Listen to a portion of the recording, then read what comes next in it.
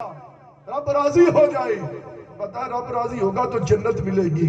اور میرے پیارے بھائیو، درود کیسی عبادت ہے کہ ساری نیکیوں کا بدلہ جنت ہے، لیکن درود پاک پڑھنے والے کو بدلہ کیا ملتا ہے کہ جنت کا دولہ محمد مصطفیٰ مل جاتا ہے۔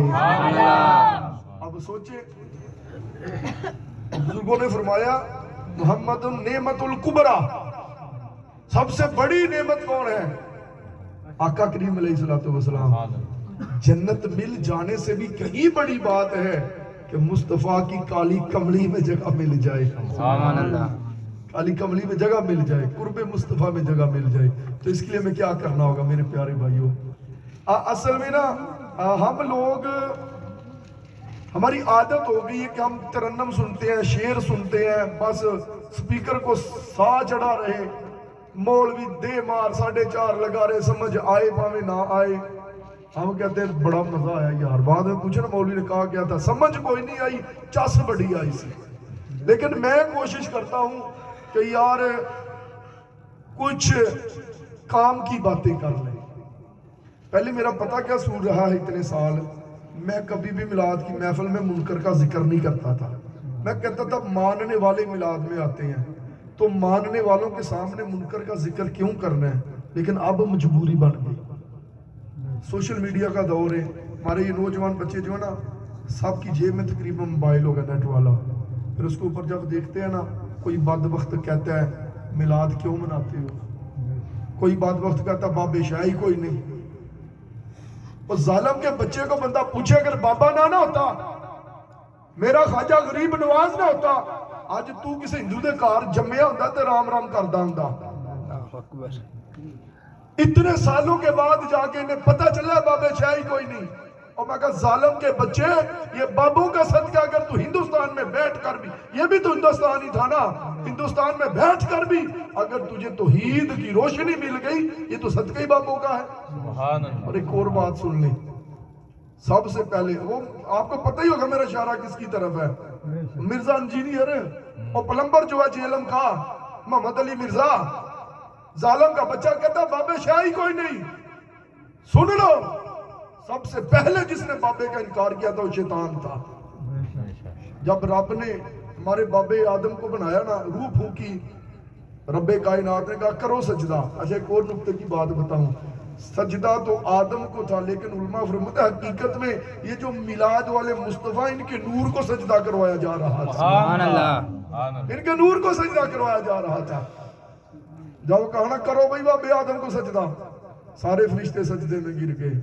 وہ بدبخت اتنا بدبخت ہے، انکار کر دیا بابے کا، کہتا میں تو نہیں بابے کو سجدہ کروں گا۔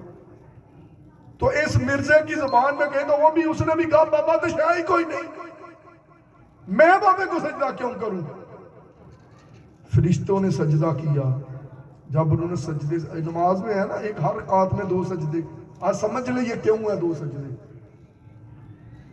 فرشتوں نے سجدے سے سر اٹھایا تو جناب ابلیس جو ہے رب کے حکم کا انکار کر کے، بابے کو نہ مان کے، لانے کا توق اس کے گلے میں پڑ چکا تھا، چہرہ بدل چکا تھا۔ یہ ابلیس کون ہے بھائی؟ علماء فرماتے ہیں یہ جن تھا نا، بیسکلی یہ جن ہے ابلیس جو ہے نا، لیکن اسے مقام یہ ملا فرشتوں کا استاد ہو گیا، استاد الملائکہ ہو گیا۔ بھائی کچھ محنت کی ہے تو ہوا نا۔ اور کہتے ہیں چپے چپے پر تو اس نے سجدہ کیا ہوا ہے، کوئی جگہ ایسی نہیں جہاں پر اس نے رب کا ذکر نہیں کیا، رب کو سجدہ نہیں کیا۔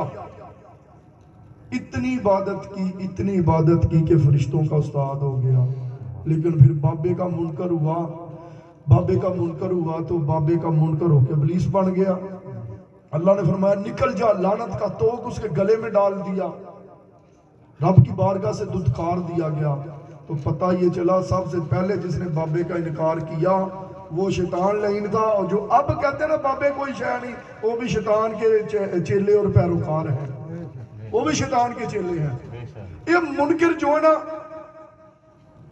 ہمیں پتہ یہ نہیں مانتے، یہ نہیں مانیں گے۔ ہم تو اپنی نسل کو بچانا چاہتے ہیں، جن کی جیب میں موبائل کی صورت میں پورا جہان ہے۔ یقین مانے پیو دادا پکا سنی تو پتر جناب مکھیاں اڑانے والا بن گیا، ہاتھ گڈیاں بھان بننے والا بن گیا۔ جو کھرک پئی دی انج لتاں کھول کے نماز پڑھنے والا بن گیا. سنی تجھے مبارک ہو یار. یہ لوگ دنیا دار کسی بڑے کے سامنے جو ہے نا بڑے بادب ہو کے جاتے ہیں, یہاں پہ ہاتھ مار اور کسی چودھری کے سامنے ہاتھ نہیں تو بنتا. کمینے جدو رب دی بارگاہ جانا تیرے ہاتھ بننے یاد آ جاتے ہیں. بادب کھڑا ہوتا ہے, پاؤں تیرے جڑے ہوتے ہیں. جب رب کی بارگاہ میں جاتا ہے تو پاؤں کھول کے کھڑا ہو جاتا ہے متکبر لوگوں کی طرح.